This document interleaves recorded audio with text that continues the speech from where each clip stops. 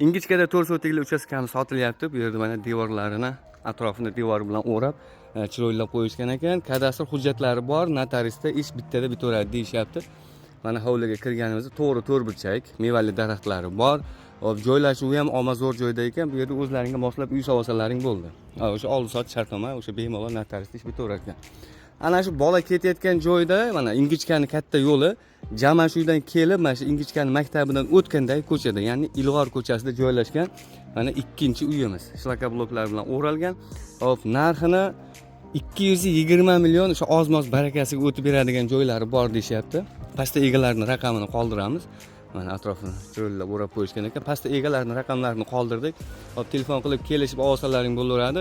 Mana stalbalar o'tgan, to'klar, ya'ni ichimlik suvlari ham mana shu yerdan o'tgan, gazlar ham mana qo'shnilargacha kelgan ekan. Umuman olganda o'ta zo'r joy ekan, xudo xolasa bosib olsa bo'laveradigan joyi. Bu videoni mana shunaqa ixcham zo'r joydan uchastka qidirgan yaqinlarga jo'natib qo'yarasiz, sog' bo'linglar. Ha, biz yo'qotib qo'ymaslik uchun obuna ham bo'lib qo'yinglar.